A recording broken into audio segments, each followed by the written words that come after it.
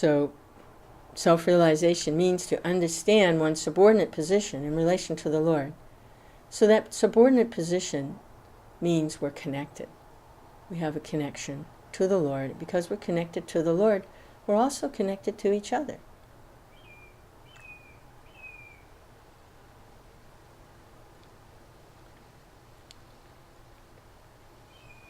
If we have a source, then we're subordinate to that source. Because that source is maintaining us. That puts us in a subordinate position. And that's the role of the wife. When Prabhupada was explaining, and also in the verse, Sukadeva was explaining the mood of what Vyāsadeva Manu was saying about the living entities, is like a wife. The wife is subordinate to the husband. That's the position of wife, subordinate. Someone is the husband, and someone is the wife. That's a marriage, husband and wife. Someone takes the subordinate position. The wife, the woman, she takes the subordinate position. That's what a wife is. She's subordinate. And we see so many other arrangements going on in the confusion of the conditioned state.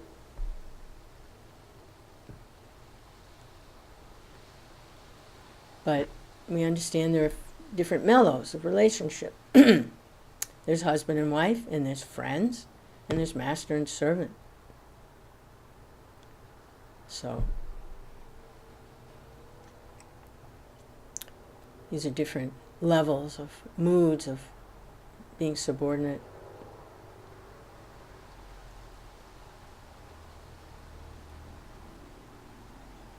They're roles that are being played. It's like actors on a stage. The other example is the puppeteer.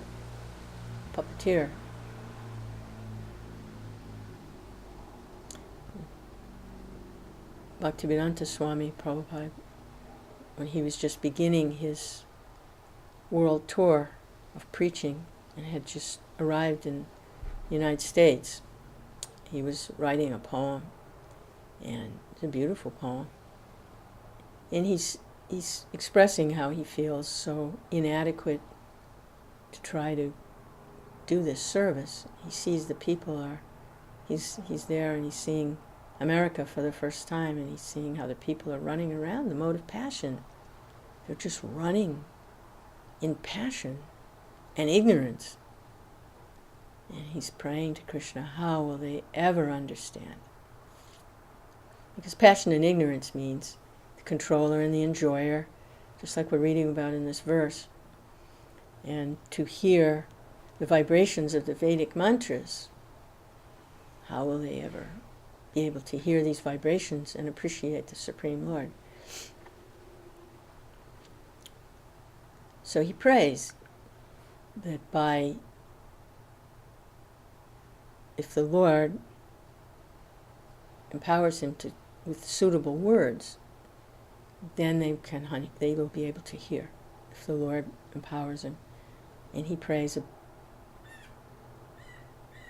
to be the Lord's puppet. Make me dance, as you like, make me dance. He prays to be the Lord's puppet.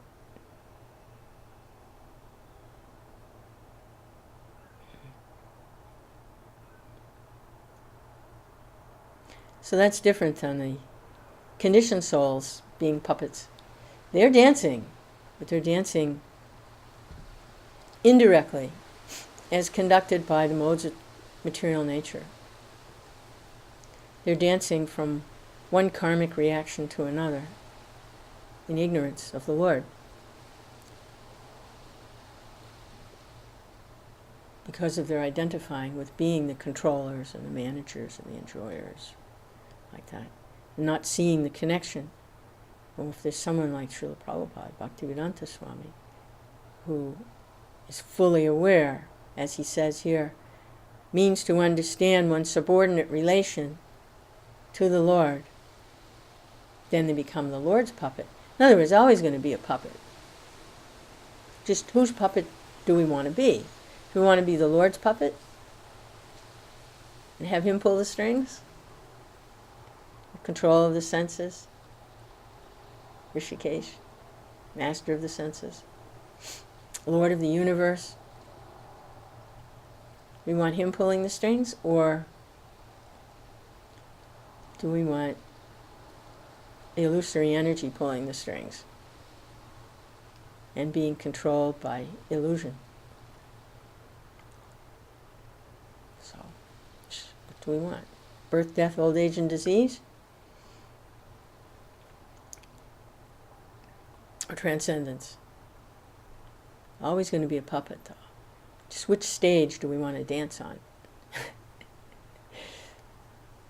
And Prabhupada continues, when one is thus enlightened, he surrenders to the Supreme Personality of Godhead and is liberated from the clutches of the material energy. In other words, unless one surrenders to the lotus feet of the Lord, the material energy in its many varieties will continue to control him. No one in the material world can deny that he is under control. Although Lord Hiranyakashipu tried to fool. He knew the ultimate control was death. So he tried to get beyond the reaches of death. He tried to get benedictions, he performed austerities, and he thought by some word jugglery that he would not be under the control of the Lord or material nature, and that he would be the controller of the whole universe. We saw it doesn't work. Lord Nishingadev personally appeared and gave him liberation the hard way.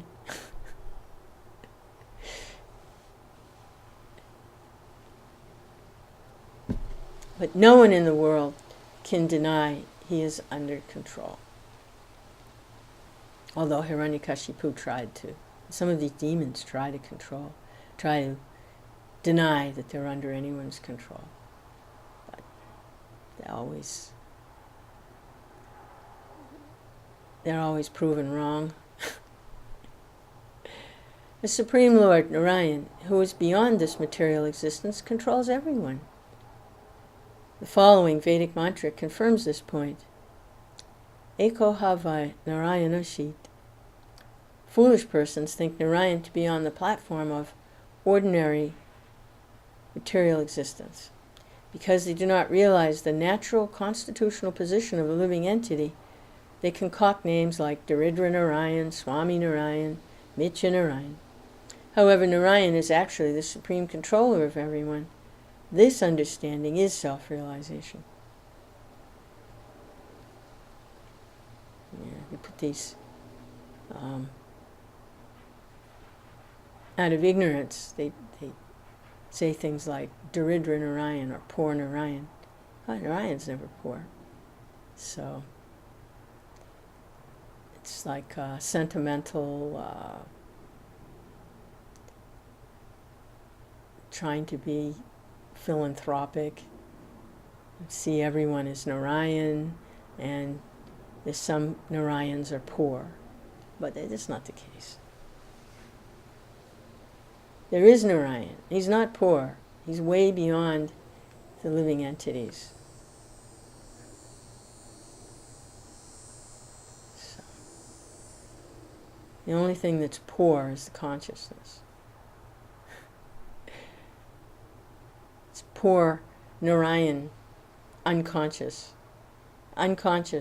of Narayan, that's poor. Poor in devotion, poor in spirit, poor in realization, but not poor Narayan. Sorry. Because the word that really goes with Narayan is Lakshmi Narayan. They've got it wrong. They're chanting Daridra Narayan, poor Narayan, poor Narayan. No. It's Lakshmi Narayan. It's Rukmini Dwarkadish. It's Lakshmi Nishinga. Yeah.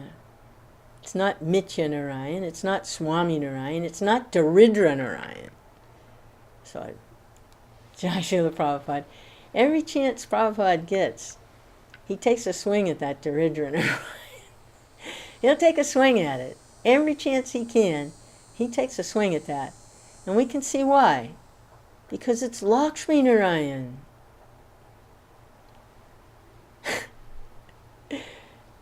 Narayan is always associated with unlimited fortune, unlimited wealth, unlimited opulence, unlimited beauty. What's this poor Narayan?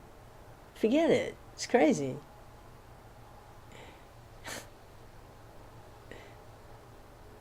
Jai.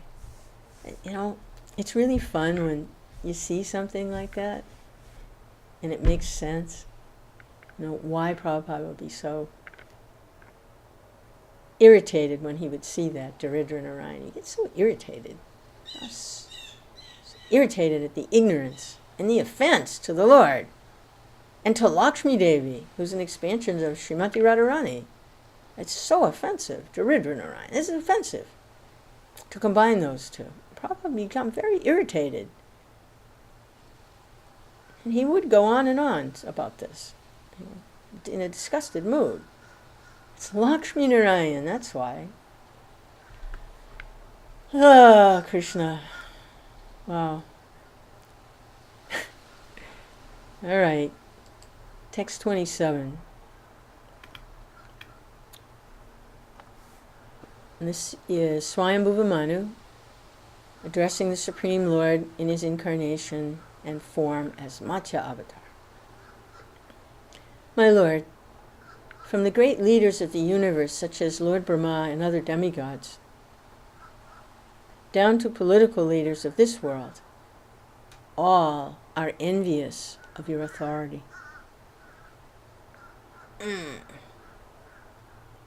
Without your help, however, they could neither separately nor concertedly maintain the innumerable living entities within the universe.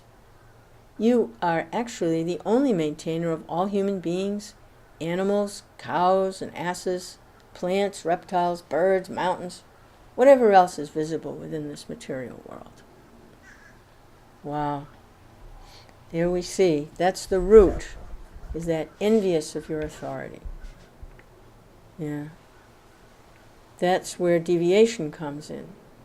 There's authority, and it's there,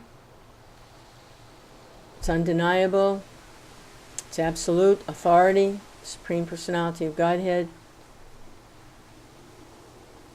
is the supreme authority. Everything is part and parcel of the Lord, everyone and everything, all his parts and parcels. Some of these parts and parcels develop a disease, become envious of their own source and the source of everything. And they want to deny that there's a source. They want to be this. It's like a disease. It is a disease. It's unhealthy for them and for everyone who around them. Proximity. And that disease can spread pretty far and wide, depending on can become an epidemic, which in Kali Yuga it is an epidemic. Not only are they envious of the authority of the Lord, but they deny that there's, well, that's of course the most effective way to deny authority. If you're envious of authority, then the best way to indulge in that enviousness is to simply deny that there's any authority, which means to go into the mode of ignorance. Deny my own source. It's suicide, spiritual suicide. Here, Vyāsadeva Manu says, all the great leaders, Brahma, and the demigods, and down to political leaders on our plane, material, this Jambudvip, where we're all situated, where all these varsas are.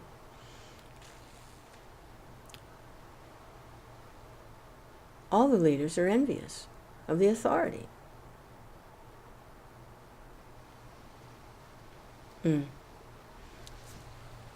Lord Brahma, the demigods. And they show that enviousness from time to time. But because they're more devotional than they are envious, Krishna helps them, reinstates them, and helps them realize, the deviation. Like we see these pastimes. Indra inundating Vrindavan in the Govardhan Hill pastime. Became envious. Oh, they're going to offer to Krishna? They're not going to offer to me like they always do? Oh, I'll show them. Became envious of Krishna. He didn't recognize the authority of Krishna while he was engaged in his intimate, loving pastimes. In Vrindavan, he was displaying that nature, that innermost, intimate, personal nature of himself, which is only manifest in Vrindavan. He didn't recognize that was actually Krishna. He became envious. Oh, they're offering to this little boy here.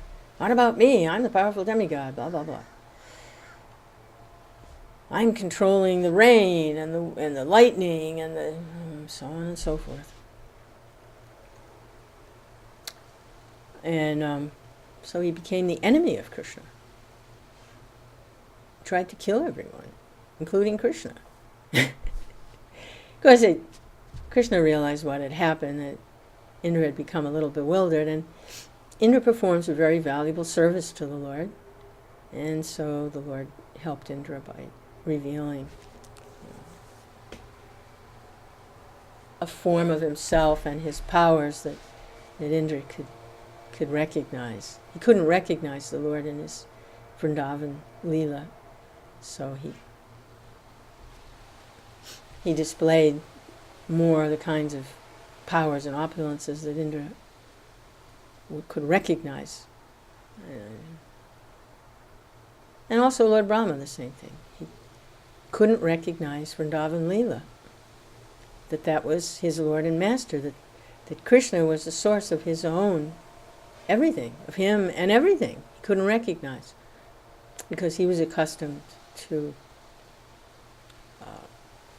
a different aspect of Krishna.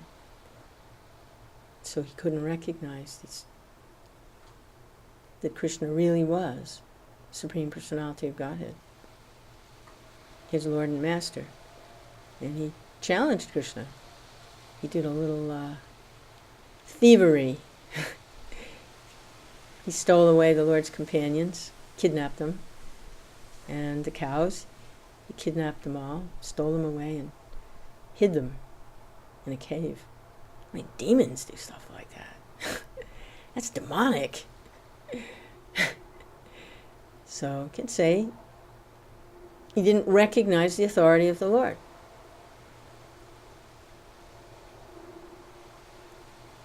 And that is a symptom of envy, because that's the best way for an envious person to go about doing what they want to do. You're envious of your actual authority. The best way to go about acting in that envious mode is to simply deny the authority, or perhaps challenge the authority, but certainly not accepting that is actually authority. So even the demigods, what to speak of what's going on in the Kali Yuga. Not only there's no authority, there's no God, or God's not a person, or everything just came out of nothing. God is nothing. It goes on and on and on. This is the ignorance. We're not accepting the authority of the Supreme Personality of Godhead. It's interesting. I'm just thinking about these some other scriptures from other cultures, and you go into the Hebrew Testament, the Old Testament, you see that the original sin, or the original problem, is not accepting the authority of the Lord, which, that famous pastime of Adam and Eve and the serpent. The Lord was giving everything for their maintenance in it's paradise that they could enjoy there. By following his authority, they would be very happy. And but he did assert his authority in one particular way. There was one tree, it was the fruit, not to eat from this tree, the tree of, not to eat the fruit of the knowledge of good and evil. Okay. What's good and what's bad. Duality, that is the symptom of the material energy, good and bad, auspicious, inauspicious, up and down, hot and cold. That is the mechanism by which living entities try to enjoy what's good for me, what's bad for me, on the material plane. What's good for me is to accept the authority of the Lord. What's bad for me is to deny that authority. Or what's good for me is what helps Krishna consciousness. What's bad for me is what. So, denied that authority, the Lord, in the scripture, in this culture, it's represented, it's described, or that truth is presented in that way, that the Lord authority was manifest in that instruction. He was asserting his authority there. Not to eat from this tree of the knowledge of good and evil. Don't take the fruit from that tree. So that authority was challenged. And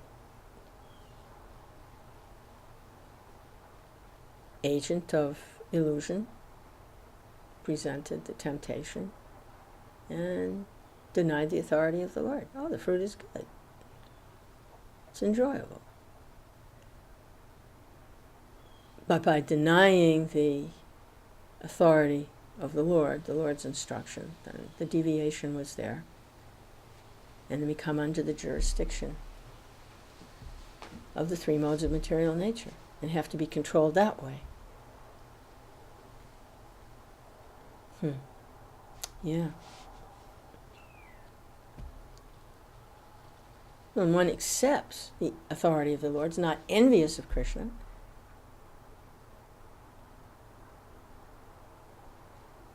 and of course the ultimate of that, and then all good things come, but the ultimate of that is to love the authority of Krishna. To be happy and blissful about the Lord's authority. Because his highest authority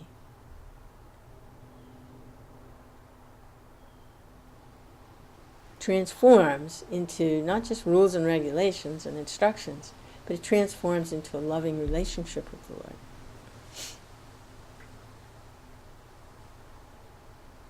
So what may start out as authority transforms into love.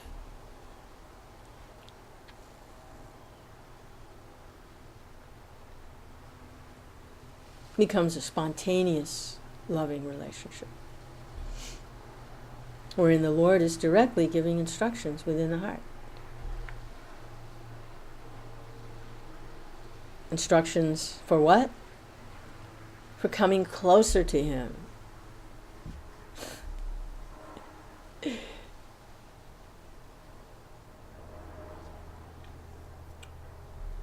And then under the jurisdiction of the Lord.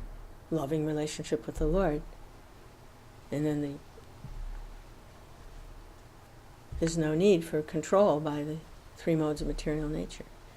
There's no need for that. That's just there because what else are you going to do with someone who denies authority? Who denies the source of their own existence? What are you going to do with them? Oh, you have to put them in a confinement of some sort. They have to be confined, like a prison. But that prison it's not like a prison in this material world where there's not much opportunity for rehabilitation and the person just gets worse and worse because of associating with criminals. Although that's available if one wants. It's more like there's all opportunity for reformation, to be reformed while the person's in prison. There's all opportunity for that. So there's also hospitals available. The hospitals are there to get rid of the disease.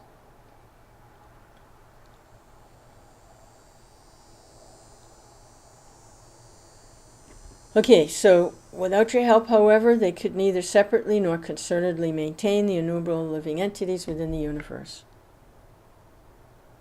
Yeah, so where do they get this idea that they're controlling and maintaining everyone? Are they supplying the air and the water? You know that story about when the communists were trying to take over Russia. They wanted the people to stop praying to God. Pious people, in need, they would go to God and pray for things. It's always possible from that platform of praying for things to begin to develop love for the Lord. It's always possible. But mostly people go for economic development, improvement, like this. God, I want this. God, I want that. At least they're recognizing there's God.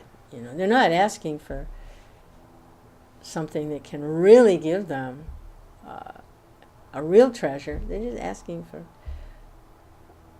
like the woman walking on the bank of carrying the firewood, and it slips off her back. And Krishna's there. He says, "Oh, can I help you?"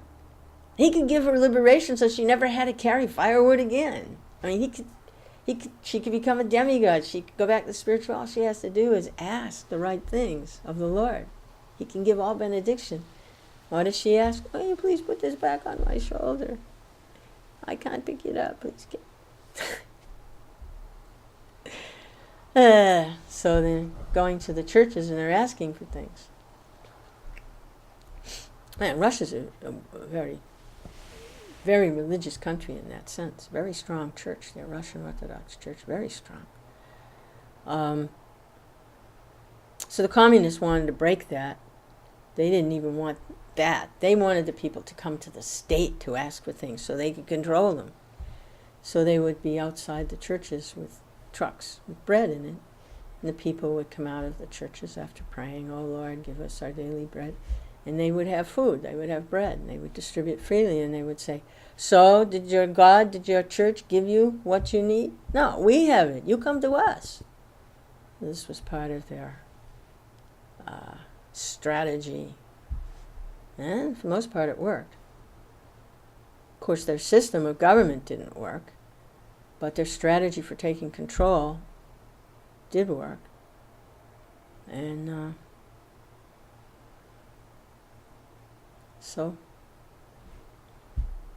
but who's actually supplying these things? Like Prabhupada would say, "You fool, you rascal, where are you getting this bread to give to the people? The bread's coming from God." So, we're giving the bread, you come to us. But where are you getting the bread? The bread is coming from God. He's supplying. On Friday nights, there is a worship service that's been going on for centuries. The Jewish people, they offer prayers of thanks to God. They offer prayers, thank you for the fruit of the vine, and they drink a little either wine or grape juice or something. They acknowledge the fruit of the vine. The fruit is coming from God. And they take a little piece of bread. They say, "Thank you for producing bread from the earth, oh Lord. Thank you. You are doing this." And they take the bread. They acknowledge it's coming from God. Everything's coming from God. That simple act of acknowledgement can be very powerful. It can protect one from being victimized by these unscrupulous persons who want to be the controllers without representing the actual authority. And the Prabhupada's commentary. It is fashionable for materialistic persons to compete with the power of God. When so-called scientists try to manufacture living entities in their laboratories, their only purpose is to defy the talent and ability of the Supreme Personality of Godhead. Yeah, wow. Yeah, why would they try to create living entities? Why would they try to do this genetic modifications and these test tube babies? Because they want to defy what's already being created by the Lord. It's a cheap imitation. This is called illusion, and it exists even in the higher planetary systems, where great demigods like Lord Brahma, Lord Shiva, and others reside. In this world, everyone is puffed up with false prestige, despite the failure of all his endeavors. When so-called philanthropists who supposedly want to help the poor are approached by members of the Krishna consciousness movement, they say, "You're simply wasting your time, while I am feeding vast masses of starving people." Unfortunately, their meager efforts, either singly or together, do not solve anyone's problems. Yeah, it's the illusion that like a person's drowning, okay? And they jump in and the lifeguard jumps in and he grabs the person's clothes and comes back to the shore with the clothes. Look, I saved him. No, it was his clothing, his outer covering, his material body. So I am feeding masses of starving people. What is that? That's just, the person is suffering, is drowning, and you're saving his clothes. Now, prasadam distribution is different, because foodstuffs offered to the Supreme Lord and then distributed on his behalf is different. So yes, people are starving, and yes, they should have food, but not from these rascals who deny where the food is coming from. The food is distributed by persons who know where the food is coming from, and they glorify the source. So not only do the people, the clothing get saved, but also the person gets rescued, because they get to taste the mercy of the Lord, which they will not get by these atheistic philanthropists who say, I am saving with my money and I'm doing this charity work. What mercy will they taste there? They're just saving the clothes of a drowning man. But if they taste prasadam offered to the Lord, then they taste the mercy of the Lord. And that taste is a higher taste. And they can begin their spiritual life, because they get a taste of the mercy of the Lord. And once someone gets a taste of the mercy of the Lord, they want more.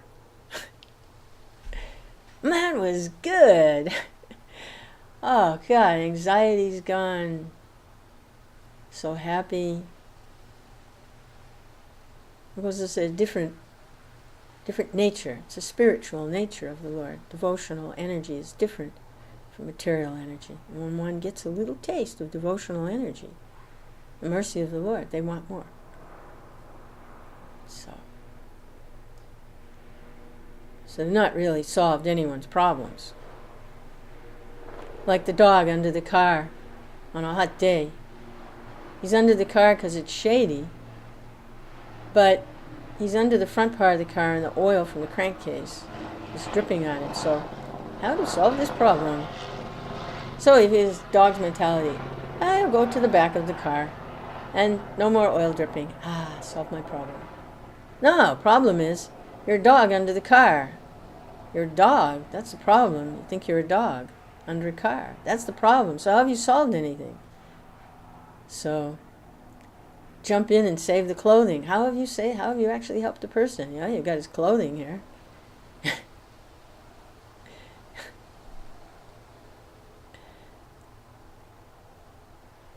So without making that connection, without getting the mercy of the Lord, it's just like a temporary material fix.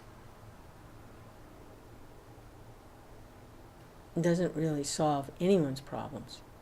Not birth, not death, not old age, not disease. Sometimes so-called swamis are very eager to feed poor people, thinking them to be, Prabhupada, Daridra Narayan, the Lord's incarnations as beggars. Oh man, Prabhupada really, he's going to take another swing at this. They prefer to serve the manufactured Daridra Narayan than the original Supreme Narayan. They say, don't encourage service to Lord Narayan. It's better to serve starving people of the world. See, that's the problem.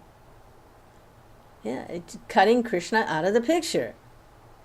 They're cutting Krishna out of the picture. They've cut Lakshmi out of the picture.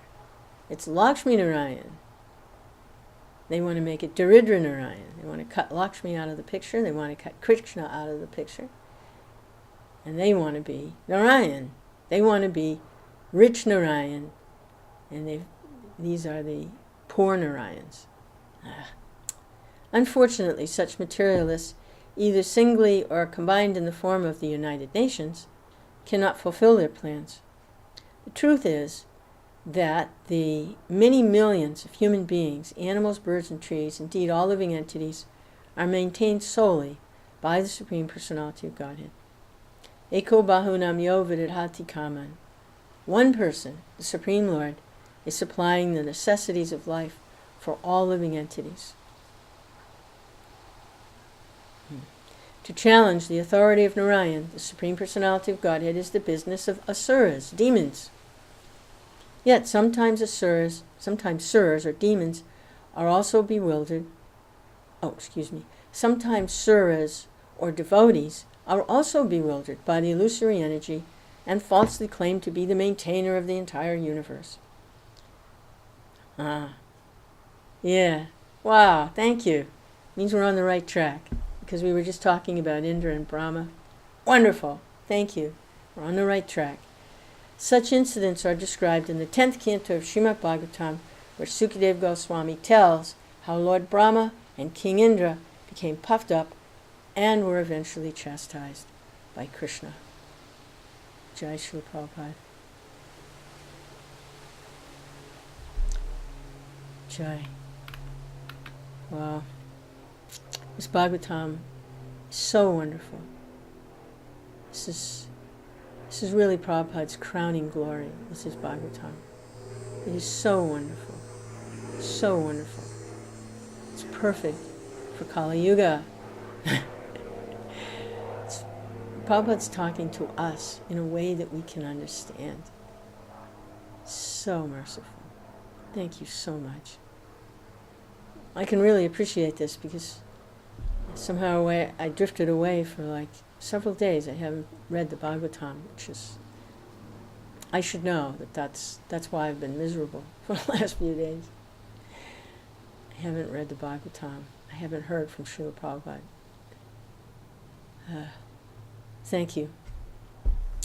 All glories to His Divine Grace. A.C. Bhaktivedanta Swami Prabhupada, Founder Acharya of the International Society for Krishna Consciousness.